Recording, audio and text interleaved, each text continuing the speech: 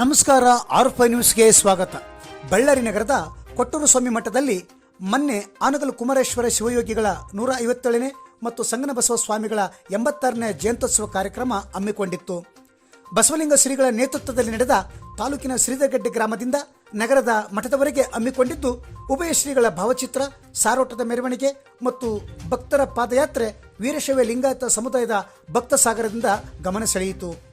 ಅಲಂಕೃತ ಸಾರೋಟದ ವಾಹನದಲ್ಲಿ ಸಂಜೆ ಉಭಯ ಶ್ರೀಗಳ ಭಾವಚಿತ್ರ ಮತ್ತು ವಿಗ್ರಹವನ್ನು ಇರಿಸಿಕೊಂಡು ಮಹಿಳೆಯರ ಕುಂಭಕಳಸ, ಭಜನೆ ತಂಡಗಳು, ವೀರಗಾಸೆ ಮೊದಲಾದ ತಂಡಗಳ ಮೂಲಕ ಮೆರವಣಿಗೆ ವಿಶೇಷವಾಗಿ ಶ್ರೀಧರಗಡ್ಡೆ ಸೋಮಸಮುದ್ರ ಗ್ರಾಮಗಳ ಭಕ್ತರ ಪಾದಯಾತ್ರೆ ಬಳ್ಳಾರಿಯ ಮಠದ ಕಡೆಗೆ ಸಾಗಿ ಬಂತು. ಮಾರ್ಗ ಮಧ್ಯದಲ್ಲಿ ಬಾಲಭಾರತಿ ಶಾಲೆ ಬಳಿ ಉಪಹಾರ, ತಂಪು ಪಾನೀಯಗಳ ವ್ಯವಸ್ಥೆ ಕೂಡ ಮಾಡಲಾಗಿತ್ತು. ಅಲ್ಲಿಂದ ಸಾಗಿದ ಪಾದಯಾತ್ರೆ ತಾಳೂರು ರಸ್ತೆಗೆ ಸಾಗಿ ನಗರದ ಭಕ್ತರ ಸಮೂಹವು ಸೇರಿ ವೀರಶೈವ ಲಿಂಗಾಯತ ಸಮುದಾಯದಿಂದ ನಡೆದ ಇತ್ತೀಚಿನ ವರ್ಷಗಳಲ್ಲಿಯೇ ಬೃಹತ್ತು ಮೆರವಣಿಗೆಯಾಗಿತ್ತು. ವೀರಶೈವ ಧರ್ಮದ ಘೋಷಣೆ ಕೂಗುತ್ತಾ, ಸಮಳದ ನಾದಕ್ಕೆ ಹೆಜ್ಜೆ ಹಾಕುತ್ತಾ ಯುವಕರ ಗುಂಪು ಭಕ್ತ ಸಮೂಹ ಪಾದಯಾತ್ರೆಯಲ್ಲಿ ಪಾಲ್ಗೊಂಡು ದುರ್ಗಮ್ಮ ದೇವಸ್ಥಾನ, ಗಡಿಗೆ ಚೆನ್ನಪ್ಪ ವೃತ್ತ, ಬೆಂಗಳೂರು ರಸ್ತೆ, ತೇರುಬೂದಿ ಮೂಲಕ ಮಠಕ್ಕೆ ಸಾಗಿ ಬಂತು. ಈ ಮೆರವಣಿಗೆಯಲ್ಲಿ ಉಭಯ ಶ್ರೀಗಳು ಹಾಗೂ ವಿವಿಧ ಮಠಾಧೀಶರು ಭಾಗವಹಿಸಿದ್ದರು.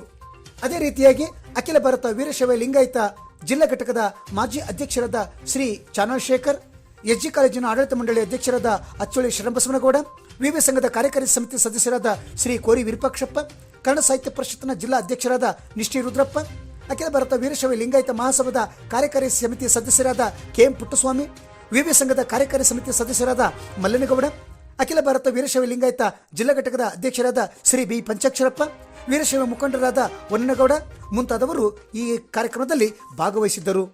ವರದಿ BH ಶರಣಪ್ಪ, ಜಿಲ್ಲಾ ವರದಿಗಾರರು, ಆರ್5 ನ್ಯೂಸ್, ಬಳ್ಳಾರಿ.